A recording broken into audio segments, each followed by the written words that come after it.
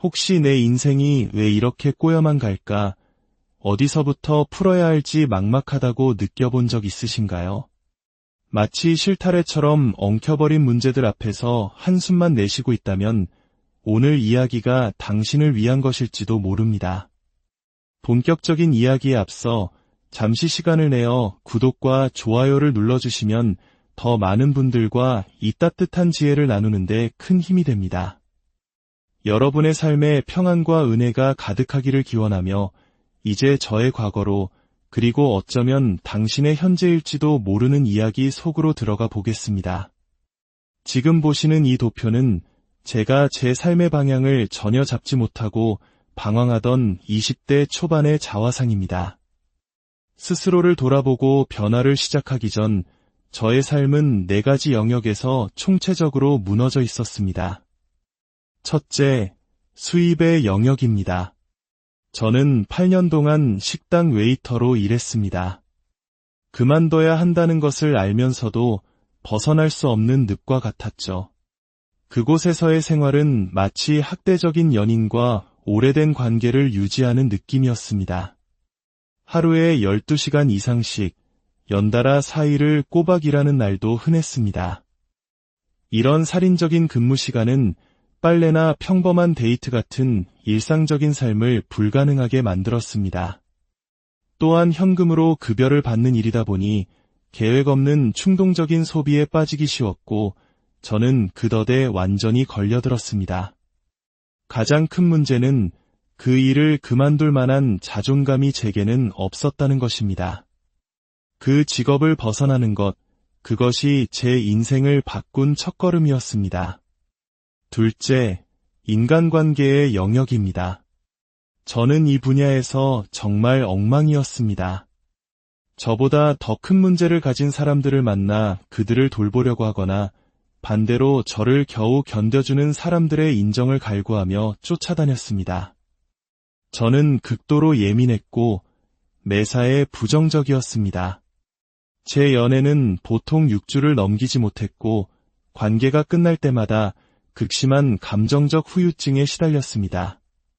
솔직히 돌이켜보면 그때의 저였다면 저 자신조차 만나고 싶지 않았을 겁니다. 셋째, 감정 조절의 영역입니다. 저는 평생 기분 부전장애라고 불리는 가벼운 우울증을 앓고 있었습니다. 몇 년 후 심리치료를 받기 전까지는 그 사실조차 몰랐죠. 당시 저의 감정은 무감각, 분노, 피곤, 이 3가지가 전부였습니다. 가끔은 유머러스하고 즐거울 때도 있었지만 기억 속에 저는 늘 팽팽하게 긴장해 있으면서 동시에 완전히 방전된 상태였습니다. 참으로 모순적인 상태였죠. 마지막으로 건강하지 못한 대처 방식의 영역입니다. 저는 수년간 하루에 담배를 한 갑씩 피웠고 거의 매일 대마초에 의지했으며 술은 항상 그 모든 것과 함께했습니다. 식당에서 일하는 환경은 이런 생활을 더욱 부추겼습니다. 그때 저는 헬스장에 가거나 건강한 식단을 꾸준히 유지하거나 안정적인 관계를 맺는 것은 물론 그 어떤 것도 꾸준히 해낼 능력이 없었습니다. 저는 이 거대한 혼돈 속에서 살아가며 끊임없이 허우적거렸습니다. 속으로는 항상 이렇게 외치고 있었죠. 나는 언제쯤 내 삶을 제대로 정돈할 수 있을까? 언제쯤 안정적인 관계를 맺을 수 있을까? 언제쯤 돈 문제로 이렇게 힘들어하지 않을 수 있을까? 언제쯤 이 지긋지긋한 담배를 끊고 감정의 구렁텅이에서 벗어날 수 있을까? 이 질문들은 잠시 후에 다시 다루겠습니다. 바로 기분 의존적 행동이라는 개념과 함께 말이죠. 이는 종종 어린 시절의 트라우마에서 비롯되는 증상 중 하나입니다. 자, 이제 이 4가지 영역을 당신의 삶에 대입해 봅시다. 각 영역은 서로에게 강력한 영향을 미칩니다. 더 나은 직업을 갖게 되면 더 좋은 관계를 맺을 능력이 향상될 수 있습니다. 건강하지 못한 대처 방식을 멈추면 직업이나 관계에서 더 성공적이거나 감정적으로 안정될 수 있습니다. 당신의 삶의 패턴을 한번 생각해 보세요. 때로는 외부 상황을 바꿀 수 없을 때도 있습니다. 하지만 이 이야기는 당신 자신, 당신의 내면의 믿음과 감정에 관한 것입니다. 첫째, 직업과 수입입니다. 저는 이것이 우리가 삶을 살아가는 가장 기본적인 발판이라고 생각합니다. 우리가 살 곳, 식료품을 살 능력, 이 모든 것이 여기서 시작되죠. 이 영역에서 우리가 흔히 겪는 어려움들은 다음과 같습니다. 이 일 말고는 내가 잘하는 게 없어. 혹은 나는 이 정도 일밖에 할 자격이 없어라는 믿음 때문에 한 직장에 갇혀 있는 경우입니다. 이는 사실이 아닙니다. 이런 믿음은 종종 직장에서 부당한 업무나 추가 근무를 거절하지 못하는 태도로 이어집니다. 그 기저에는 낮은 자존감과 수치심이라는 정신 건강 문제가 자리 잡고 있을 가능성이 높습니다. 혹은 사회초년생처럼 직장 생활이 어떻게 돌아가는지 몰라 압도당하고 불안해하는 경우도 있습니다. 새로운 기술을 배워야 할 때 특히 그렇죠. 이때의 정신건강 이슈는 불안, 수치심 또는 자존감 문제일 수 있습니다. 한국 사회에서 흔히 볼 수 있는 일중독 또한 문제입니다. 이를 통해 삶의 다른 중요한 것들을 회피하고 감정을 재충전할 개인적인 휴식 시간을 갖지 않는 것이죠. 직업이 당신의 정체성 그 자체가 되어버린 상태입니다. 이는 건강하지 못한 대처 방식, 과도한 경계심, 혹은 회피형 애착 스타일과 관련될 수 있습니다. 마지막으로 무의식적으로 자신의 직업과 건강하지 못한 애착 관계를 맺는 경우입니다. 예를 들어 응급구조대원, 응급실 간호사, 심리치료사처럼 감정 소모가 극심한 대인관계 직업에만 끌리는 경향이 있을 수 있습니다. 혹은 직장 내의 부조리한 환경과 싸우는데 자신의 모든 에너지를 쏟아붓는 패턴을 반복하기도 합니다. 이는 마치 어린 시절 해결되지 않은 싸움을 직장으로 가져오는 것과 같습니다. 이 경우 내면 아이의 상처, 어린 시절의 방임이나 부모와 경험, 그리고 인정받고 싶은 욕구와 같은 정신 건강 문제가 숨어 있을 수 있습니다. 둘째, 인간관계입니다. 인간관계는 종종 우리가 삶에서 감정적으로 얼마나 성숙했는지, 얼마나 만족하며 사는지를 보여주는 거울과도 같습니다. 관계 속에서 반복되는 몇 가지 흔한 문제들을 살펴보겠습니다.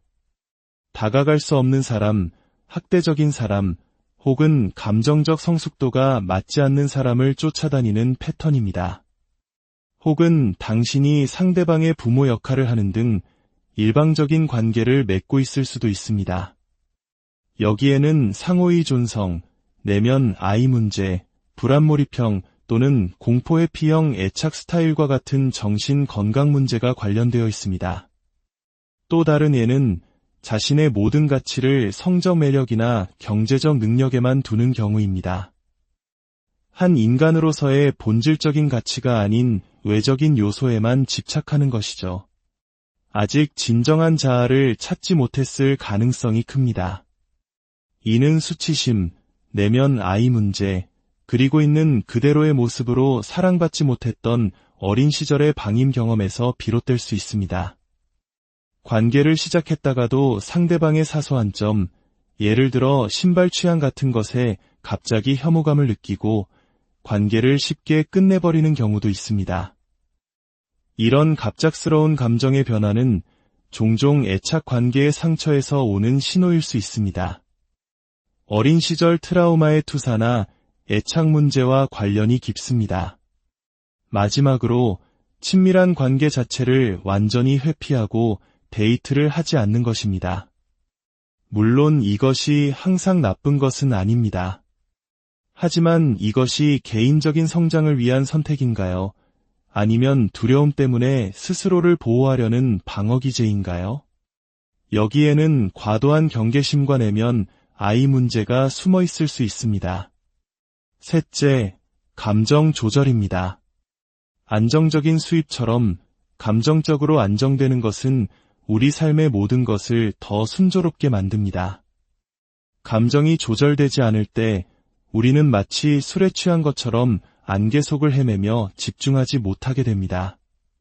사소한 일에 너무 쉽게 상처받고 며칠 혹은 몇 주간 일상생활이 마비되는 경우입니다.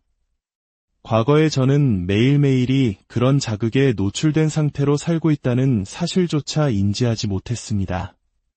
이는 내면 아이의 상처, 트라우마, 수치심, 그리고 과도한 경계심과 관련이 있을 수 있습니다. 불안감에 사로잡혀 아무것도 하지 못하는 상태도 문제입니다. 데이트를 하기엔 너무 지쳐있고 새로운 직장을 찾기엔 너무 예민하며 스스로에게 좋지 않다는 것을 알면서도 나쁜 습관을 멈출 수 없는 상태에 갇혀버리는 것이죠. 제가 겪었던 기분 부전장애처럼 우울감에 시달리는 경우도 있습니다. 만성적인 무기력증은 당신이 정말로 하고 싶은 일을 하지 못하게 만들고 자기 자신이라는 장애물에 갇히게 합니다. 마지막으로 부정성입니다. 항상 긍정적이어야 한다는 말이 아닙니다. 하지만 아무것도 소용없어, 앞으로도 절대 잘 될 리가 없어와 같은 극단적인 부정성은 사실 상황에 대처하는 또 다른 방어 기제일 수 있습니다. 모든 것을 너무 심각하게 받아들이고 모든 관계와 상황에 과도한 긴장감을 불어넣어 오히려 일을 망치게 되죠. 그 이면에는 수치심, 내면 아이의 상처, 그리고 억압된 분노가 있을 수 있습니다. 마지막 네 번째, 가장 중요하고 까다로운 영역인 대처 방식입니다. 이는 앞서 말한 세 가지 영역에 대한 직접적인 반응이기 때문입니다.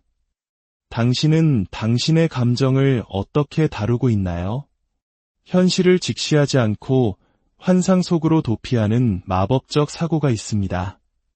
현재의 수입으로는 불가능한데 언젠가 빚을 다 갚을 수 있을 거라 막연히 기대하거나 문제가 많은 파트너가 언젠가 변할 것이라고 아무런 행동 없이 희망만 품는 것이죠. 이는 내면 아이 문제, 상호의존성, 그리고 트라우마와 관련될 수 있습니다.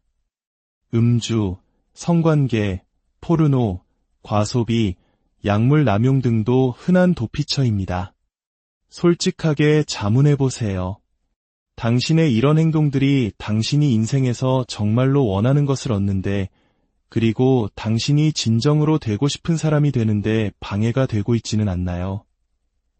심지어 취미나 특정 라이프 스타일에 대한 중독도 여기에 포함될 수 있습니다. 그리고 스마트폰이 있습니다. 우리 모두 어느 정도 중독되어 있지만 당신은 감정을 다루기 위해 스마트폰을 사용하고 있나요? 그 시간에 당신이 정말 원하는 것을 추구할 수도 있는데 말이죠. 특히 온라인에서 사람들과 논쟁하며 쾌감을 얻지만 결국 그것이 당신의 성장을 막는 방해물이 되고 있지는 않나요? 당신의 스크린 타임은 당신이 얼마나 삶의 정체 상태에 있는지를 보여주는 지표가 될 수 있습니다.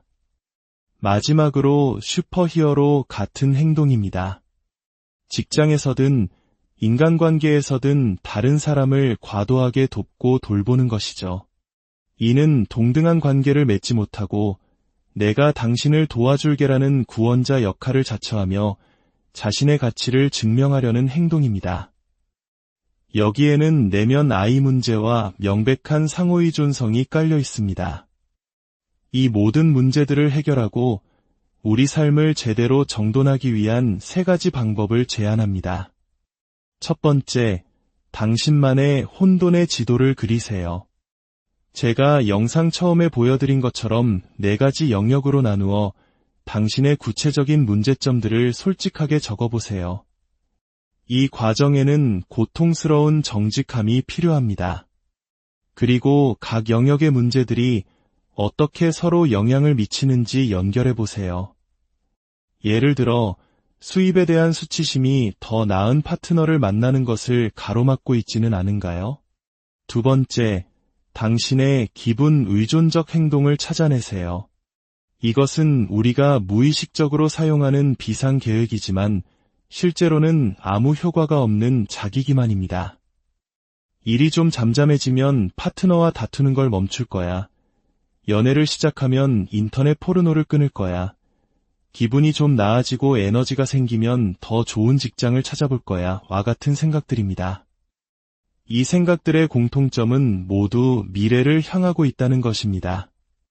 지금 당장이 아닌 언젠가 더 많은 에너지가 생길 것이라는 막연한 기대에 의존합니다. 하지만 그런 날이 정말로 오던가요? 우리는 기분이 좋아야만 행동할 수 있다고 믿지만 현실은 그렇지 않습니다. 기분 의존적 행동은 성장을 가로막는 가장 큰 적입니다. 세 번째, 가장 시급하고 다른 영역에 가장 큰 영향을 미치는 한 가지를 선택하고 작은 행동을 시작하세요. 만약 중독 문제가 당신의 발목을 잡고 있다면 그것을 해결하기 위한 구체적인 자료나 도움을 찾아보세요. 만약 갈등이 심한 관계가 당신의 에너지를 고갈시킨다면 그 관계를 정리할 방법을 찾으세요. 만약 과도한 업무와 낮은 임금에 시달리고 있다면 그곳을 벗어나거나 새로운 기술을 배우기 위한 아주 작은 행동이라도 시작하세요. 네 가지 영역을 한 번에 모두 바꾸려고 하면 압도당하고 포기하기 쉽습니다. 작게 시작하세요. 딱 한 가지만 선택하고 그것에 대한 자원을 찾으세요. 우리는 종종 삶을 바로잡기 위해 겪어야 하는 불편함을 견딜 수 없을 것이라고 생각합니다. 하지만 그것은 사실이 아닙니다.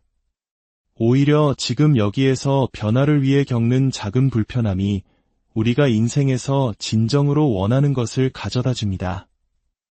한 영역에서의 작은 승리는 다른 영역의 근본적인 문제를 해결할 수 있는 정신적 여유와 더 큰 승리를 가져다 줄 것입니다. 오늘 이 이야기가 당신에게 도움이 되었기를 바랍니다. 변화를 위한 오늘의 작은 불편함이 제자리에 머무는 내일의 큰 고통보다 훨씬 낫다는 것을 기억하세요. 당신의 삶에 사랑과 친절이 가득하기를, 당신이 평안하고 온전하기를, 그리고 당신의 삶이 기쁨으로 채워지기를 진심으로 바랍니다. 다음 시간에